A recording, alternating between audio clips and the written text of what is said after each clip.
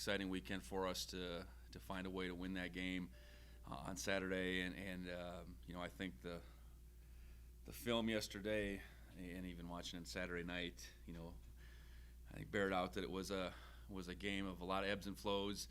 Certainly some opportunities for us to take hold of that game a little bit more, but it ultimately didn't happen. And credit to Eastern Washington to make some plays to obviously make it very, very interesting. And fortunately, we were able to string enough plays together on both sides of the football at the end of the game to win it. I'm proud of our guys for that. Proud of our guys for their resolve and picking each other up. And I do think it's a very challenging place to play and to win. Not necessarily because of the red turf, because Eastern Washington's been very good for a long time. They've been as consistent a program as the conference has seen, really. So I'm happy about that. And now we're on to another real good opponent in UC Davis, and got our sights set on an excellent opportunity this Saturday. Playing on national TV, prime time, all that fun stuff. So it should be a great week of prep, and a great game on Saturday night. So open it up. Does winning 2 in a row on the red turf for the first time, and you're now 2-0 on the place that they haven't had a lot of success on? I mean, is that something you kind of thought about much or take pride in? Well, I think when we looked at the schedule, knew we had to go back there for a second year in a row, just the way things worked out. Knew that was going to be a challenge. Setting up as our first conference game, coming off the Oregon State game. So there was definitely some things, I guess, that were stacked against us. But I knew we'd have an opportunity to go in there and win it. I don't think our guys were overwhelmed by the scenario that was in front of them, I guess. So we did what we had to, and going on the road and winning anywhere, I guess, is a challenge. But there maybe in particular. So I credit our players just not letting past performance or past history be part of the equation, I guess. I mean, it shouldn't be, but sometimes that's hard. That's difficult for young men to figure out sometimes. Anything else that stood out in film that didn't stand out, I guess, after the game? Well, I think our guys again continue to play very hard. One thing that I probably didn't talk enough about, I do think we really gained an advantage special teams wise. And we had a couple bad special teams plays between the missed field goal and the last punt, but we really, a good chunk of the middle part of that game, they were playing on the long field and we were playing on the short field. Now, we didn't take advantage of all that, but a lot of that has to do with our special teams. You throw a block punt in there as the biggest kind of game-changing play.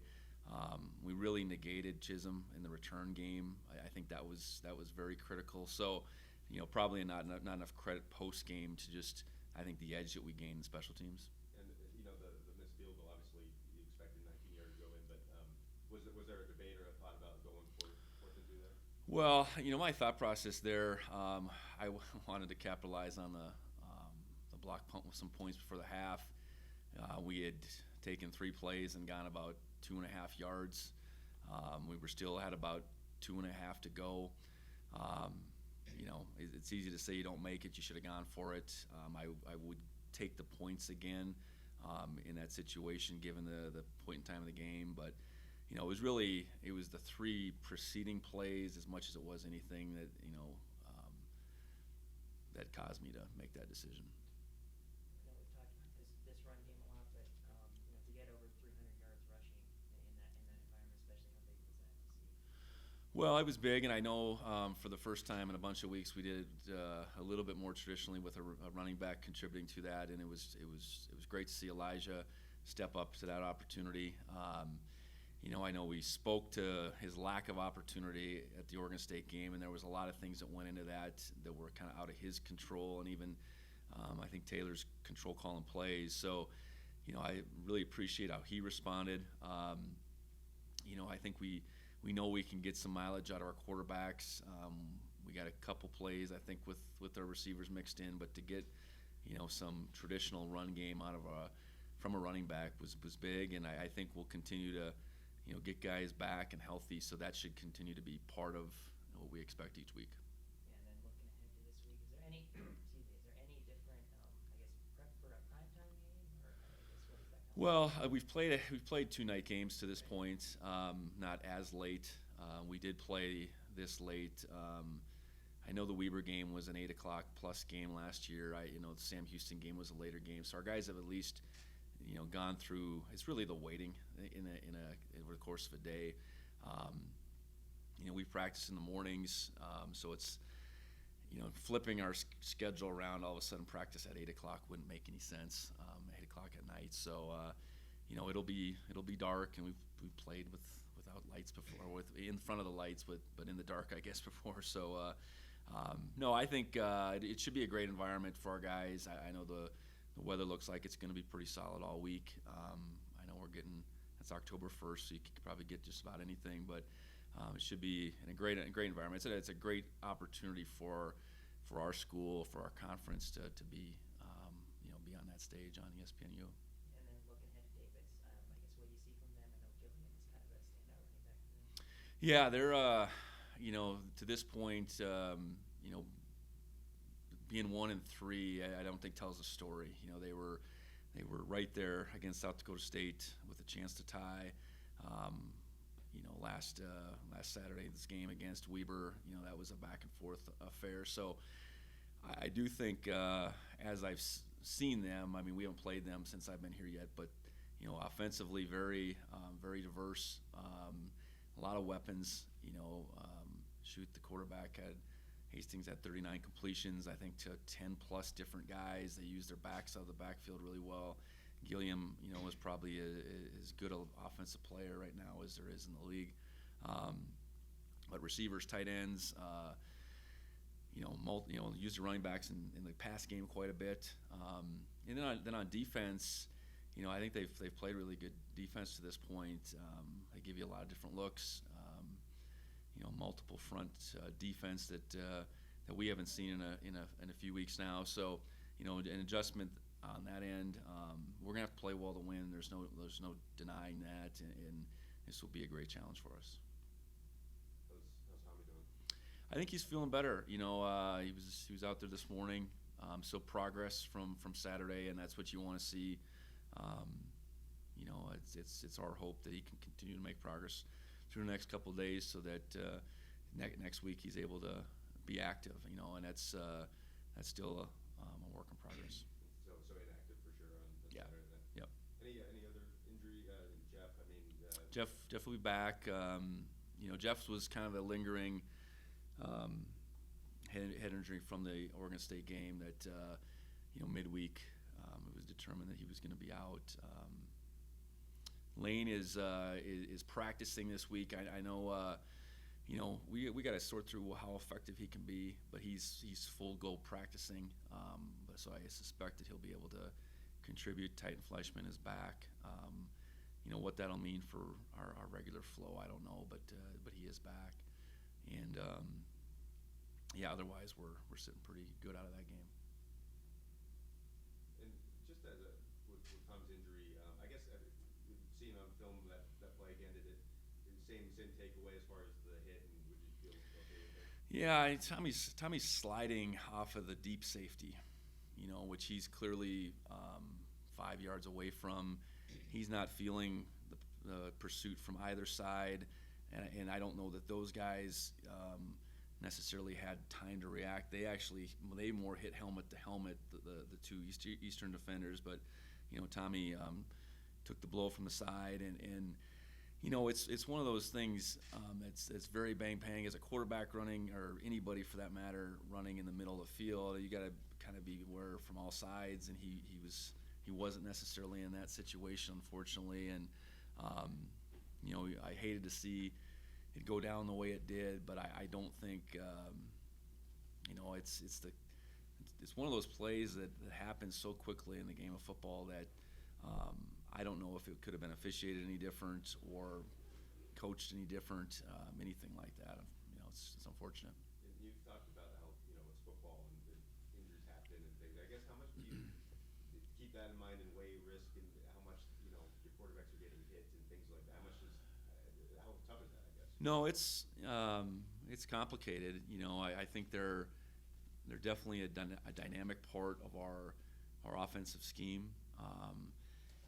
It's been my experience. It seems, over many, many years that the quarterbacks that I've coached have got hurt throwing the ball and getting hit from that perspective more than they have in the run game. But it's happened both ways. I think obviously you raise the risk, you elevate the risk, I guess, the more you expose them to hits, and you try to have them be as smart as possible. But then, they, like in that situation, almost become defenseless. Would he have been better off just taking on that middle safety? I guess in that scenario you would have. But there's definitely times when that's not the case either. So it's definitely a calculated risk, and injuries are not something that you want to even plan for. I look at like where the 49ers are at right now, and is that part of why Trey Lance got hurt because they ran him, or you say, well, for him to be successful, we have to run him, and it's part of the deal. I mean, it's just, I think you got to just come to grips with it's part of the deal, and if an injury does occur, what are you going to do moving forward, and that's what we're dealing with right now. And then Mac Jones gets hit in the pocket, and Tom Brady got hit in the pocket, so yeah, it's hard to. Yeah, I mean, it's a position that is obviously everybody's after the guy with the ball, and they have the ball a lot, and it's just a function of football is that your quarterback is likely gonna get hit, and you hope for the best when that happens. And I forget if we talked about, you mentioned it, that was bringing Sean in part of it, like obviously he's playing a lot, and it preventing time from getting hit more was so. How much I guess was that sort of the factor bringing him in too? Well, I think it was to promote competition, to add depth to that position, to add another, I think, playmaker to that position. I think it was all of that, and through the first bunch of games, I think we were able to offset some of the at least the amount of carries by having Sean run the ball. So yeah, I mean, that was all part of the plan, and I know that it's way more comforting knowing now we have a guy with the experience that Sean has that we can insert, and ideally, this is 1 week for Tommy, and we can have him back in the fold in another week. Well, speaking of Sean, he'll get his first start in a Bobcat uniform this weekend. Have you had any conversations about that, or what are your expectations? Well, I think his approach will be a little bit different. The reps he gets in practice will be a little bit more directed towards a grander scheme, I guess, or broader amount of our offense.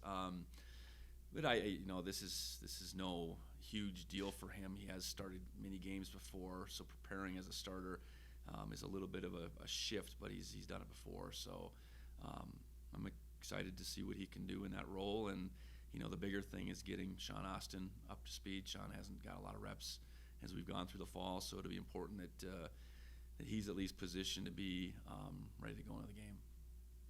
With Tommy and Sean, you guys run a lot of 2QB stuff. Would you do that with Sean Austin? I don't know if it's as desirable. With Sean and Tommy, I think it's clear that those two guys are two of our better runners, especially given our situation that we've been in with our running back position. So no, I don't see us going down that road. I think Danny leads the team in tackles right now. I guess what have you seen from him through 4 games? I know he's involved in that crazy play at Yeah. the end of the game, but what have you seen from him through 4 games? Well, he's around the ball. I think he's got really good instincts, and that's ultimately what got him to that position to be the starting Mike. I do think that group of 3 guys is playing good football. Cal and Nolan as well.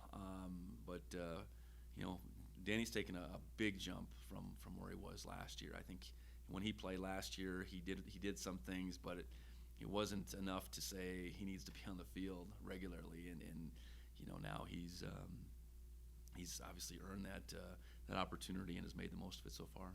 Yeah, and you mentioned that group of 3. I guess how big? I know building depth has been such a key for this team, but how big is that to know you got 3 guys, including Nolan, kind of in that group, that there's not much of a drop off there? No, it's good. It's what we like had intended to do last year, and Nolan got hurt pretty early, and we really leaned on those 2 guys, Cal and Troy, almost exclusively. So to have 3, and I do think we have some guys developing behind that. McCade O'Reilly's going to be out for a few weeks, but McCade was really making some strides. I think Alex Johnson, if given an opportunity, could go out there and play winning football. Jory Choate's come a long way too. So, that position is critical in our defense, both linebacking spots, and those guys need to be around the ball. They need to be seeing things correctly. They need to be getting us in the right checks, and then when they get an opportunity to tackle the football, they need to do it, and they've been doing that for the most part. Anything else? Coulter, do you have anything? Yeah, I have a few for you. Hi, Coach. First of all, we talked after the game on Saturday about how it can be sort of a launching point for you guys, right? So having a great win in Cheney. How do you go about harnessing that momentum without talking too much about the past and focusing on the present? Well, I think you try to pull out the positives in the fact that, okay, we definitely have some guys that can make plays when called upon. We got a team that is going to be able to count on one another. But then you also got to say, okay, guys, we got to do this, and this better. We got to be a team that's improving each week. That was really the charge this morning. That was a heck of a win. But I don't know if it was a heck of a performance necessarily. And just keep moving forward. But every week you got to learn from that prior game. And you got to be able to bank that, go out in the practice field. And today is a lot about corrections. Get those things corrected. Start digging into the next opponent, and reutilize, I guess, that same formula every week, and hopefully you can in some way quantify that you are getting better each week. Because as a football team, you're trying to gain momentum, and that's where I do think a win in that situation from a lot of just the intangible things you can build off of that, and I think that's what I saw mostly out of our guys is just coming off a really hard loss where we didn't perform the way we'd hoped to find a way. I think you can always look each other in the eye and say, okay, we're going to figure this out, and if that's calling back to the last Saturday, that's calling back to last Saturday. Speaking of really figuring it out, it seems like, Sebastian Valdez has been big enough and strong enough. Puts that team down even for the last few years, but it seems like you really have the sense of the moment now. It seems like he's sort of rising up to realize he is a premier player. How much does that confidence help his performance? No, I think it's it's big. He's got to be a playmaker for us. He was a guy that made some plays last year, was certainly playing second fiddle to some really good playmakers up front, and I think he recognizes that he's got to be maybe the catalyst up front, and whether it's been in the run game or the pass game, I think he's continued to fine-tune his game technically, but then in some really critical moments, I don't know that it's finding another gear or whatever, but just finding a way to make a play. And I thought our defensive line really had an impact through the second half, in particular in that game, putting pressure, getting some hits on Talkington. Early on he got flushed a couple times. We didn't get him, but ultimately we made those plays as the game went along. And Sebastian's such a humble but hungry player with a whole bunch of ability and strength and weight now. It's you see him continuing to just climb as this year goes on, his career does. Also wanted to ask about James Campbell. I'm still on him, and he's from a long ways away, but he's stuck it out through all the stuff that's gone on. The program that was good too. So what have you thought of his perseverance to make it through his senior year? Well, I've really appreciated James since I got here. He's a very determined young man, and I think that determination has allowed him to withstand being a long ways from home, being an offensive player that's become a defensive player, having a real impact on special teams. Takes especially as a younger player, takes a kid that is determined to make an impact no matter what. So I really thought James responded on Saturday with a good game. He he probably didn't play his best or wasn't as aggressive as we maybe would have liked at Oregon State in some instances, but bounced back, and he's a competitor and he's a team player. He's down there covering punts as well. He drew a flag on a punt. So I appreciate who he is. I think he's one of our unsung leaders. I think a lot of guys appreciate, the way he goes about his business. So he doesn't necessarily have to say much, but he really does have an impact on a bunch of guys. So he's a guy that's not a captain. He's not on our leadership council, but he's definitely one of those guys that still, has a presence about him. And when it comes to UC Davis, you mentioned the record, but I mean I've watched them against South Dakota State and against Weber State, and they look very good. So how do you sort of communicate now? Obviously, you guys are ready to go, but I mean this is a team that made the playoffs last year, preseason top 25. I mean they're very, very talented team despite their record. Yeah, I think you point out who they've played. I think everybody sees that. I think Weber and South Dakota State are among the best teams in FCS. Cal, I think Cal's 3-1 right now. And even the last 3 games of last year, which they lost, were 2 playoff teams in a playoff game. So, no, they're good. They're dangerous, and their backs are against the wall. I think you point all those things out. I think you just flip the film on, and I think our guys will recognize that this is this is going to be a challenge, both sides of the football. They got a lot of ways to move the ball on offense, and defensively they've been very stout. And I think both Weber and South Dakota State in particular, I think have good offenses that they've been able to keep in check for the most part. So we're going to have to play well. I think our guys understand that. I do think our guys have really do understand that each week's its own week, and we got to prepare, and we got to find a way to get better week in, week out, and that's the task they're on as of this morning. They threw the ball a lot last week. Casey looks like a pretty good quarterback, but it seems as if there's sort of this brand of UC Davis because of Dan Hawkins and because of what they had for several years when they first joined the Big Sky of sort of this offensive-oriented team. But when I watch them, they look really good on defense. How do you evaluate their defense? They look really fast. Yeah, I think they're sound first and foremost. They tackle well. I think their linebacking crew so their inside backers and their outside backers can cover a lot of ground. They play enough man coverage so they can challenge their corners in particular. And then they got some really effective guys up front, and they got one guy, he's 350, that's hard to move, but they got some active guys up front too. So, it's a really good collection, and I think they have the ability to play a bunch of guys on defense as well to keep guys fresh. So, been impressed with them, and that's defending the pass, and then really slowing down the run game. So, we're gonna, like I've said many times, we're gonna have to play well to get this done.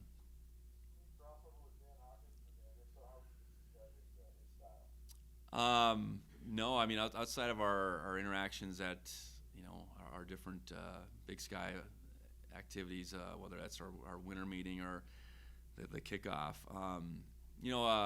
certainly respect his success as a coach going back quite some time. He definitely made his mark as a head coach at Boise, and then got the opportunity to go to Colorado, and then he's out of the coaching game for a while and gets back into it internationally, and then finds his way back to his alma mater. And Davis moved up to 1AA at the time, about the same time we did at NDSU. So we were in that Great West Conference, and I'd say they struggled a little bit towards the tail end of our time in the Great West. So I kind of lost sight of them a little bit in the Big Sky. We played them at Wyoming in I think it was in 16. But then he's really I think there was a certain level of struggle there for a few years, but he's brought stability, success to that program.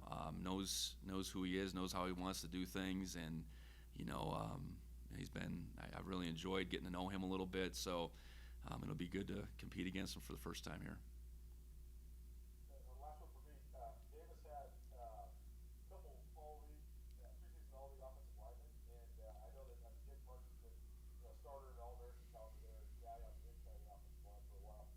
does that show up on film and just see them have a pretty talented offensive threat?